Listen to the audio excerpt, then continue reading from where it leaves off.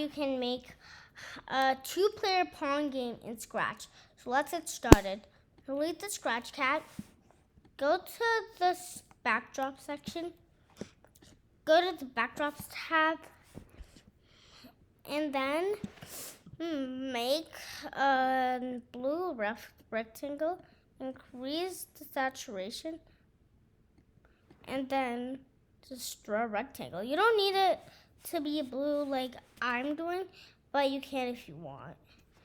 So make sure it's covering the whole stage. It should read 480 by 360 or higher, because that's the full width and height of our stage. So now we are going to draw a line. So boost the outline up to 29. And then we are going to hold shift and draw a line in the middle. Set the color to whatever you want. I'll just do black. And then draw a horizontal line again, holding shift on the top. But make sure it's not covering the whole thing. Make sure just covering evenly, because this is where our scores will go. So now let's go for the sprites. So go to choose a sprite, and I want you to search for the ball sprite. I will delete all the costumes except the second one. And now let's go back to code. One green flag clicked. Go to X0 with a Y position of 0.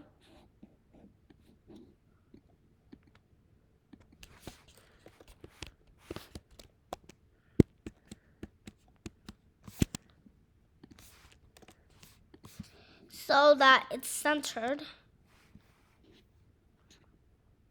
And so let's actually move it over here so that it's centered on the line. And so now let's drag the go to X block again. And so it will go to this X and Y position every time we start the game. So now we are going to point in a direction with a 45-degree angle. And then we are going to forever go to forever. We are going to move 10 steps in that direction. You can also change it to a different value to make it go slower, and so that's easier for you to play. I'll do 7.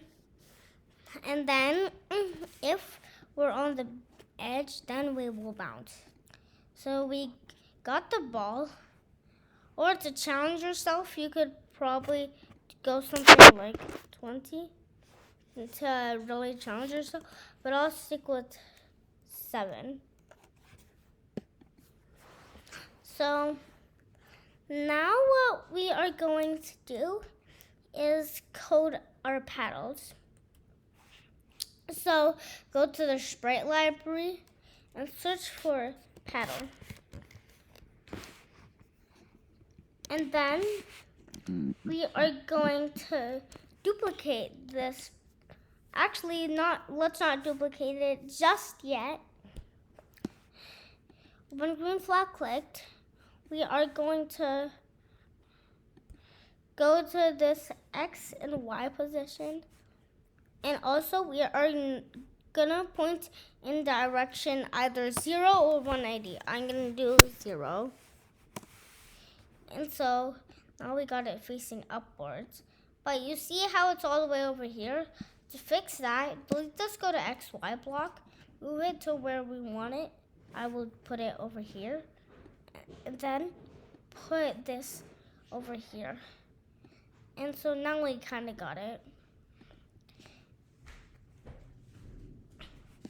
So now we are going to forever, and we are going to get out 2 if blocks.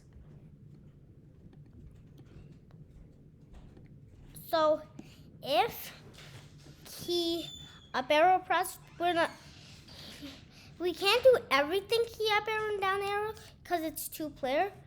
So for this, we'll actually do key W, pressed, key W, pressed, and then and I chose key W because for the left player would want the left side of the keyboard. So if key W pressed, then we are going to change our Y position by 5. Duplicate it and duplicate this block too. If key S pressed, then we are going to change Y by -5. So I press key W, it goes up, and now key S, and it goes down. So we are going to duplicate this right click on a Windows laptop, but if you're on a Mac, hold Control and then click on the paddle and then click on the duplicate, which will make another copy of it. So move your paddle over here and then drag this script out just for 1 little second. Move this go to XY and put that go to XY back. And then we kind of got it, but here is the problem. They're both being controlled with W and S. I want this one to be key up arrow and this one to be key down arrow. So now when I press W, the left, and S, the left paddle goes up, and when I press the up arrow and down arrow, the right goes up. But what is the problem? Our ball is just going right through the paddle. So to fix that, go to the ball sprite, get an if then, and actually get 2. Don't put them in each other. And if we are touching paddle,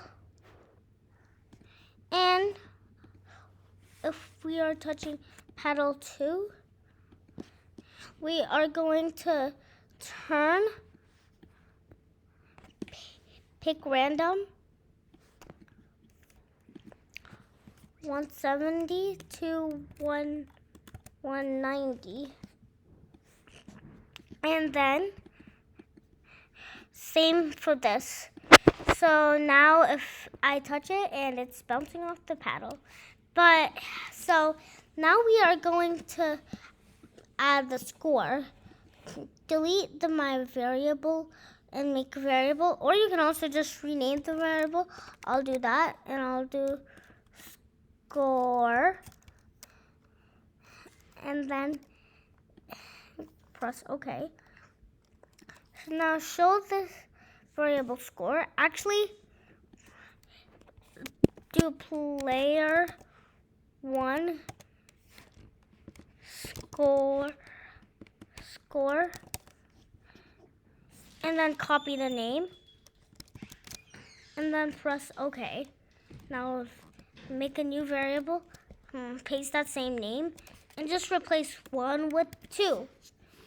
And now, instead of our scores being like this, I told you we are going to put the scores over here.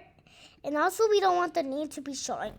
So just double click on this or right click and choose large readout. And do the same for the other one. And now we kind of got this working. All we have to do is set player 1 score and player 2 score to 0 at the start. And we have to change player 1 score and player 2 score by 1. And now we are going to search for our line sprite, and then we are also gonna just manually set this to 0 from over here. And now we are going to put this over here, or you know what? I will actually select this and move it upwards so that Scratch will allow me to put it there. So now we are going to duplicate it, and I am going to put this to the bottom.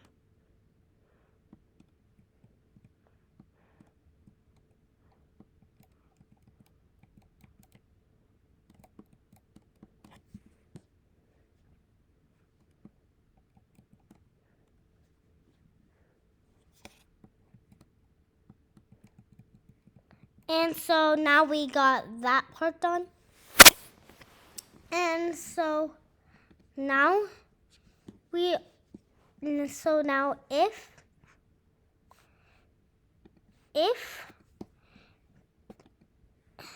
get an if block, delete everything in the if block except the change player scores by 1.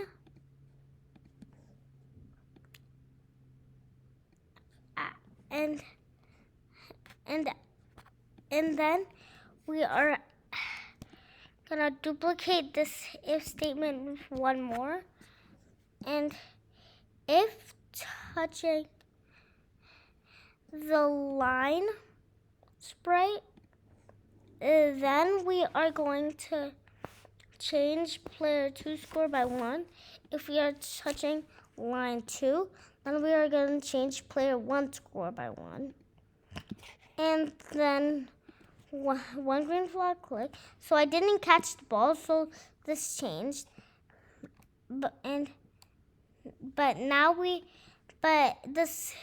I made a mistake. We actually don't have these change scores over here.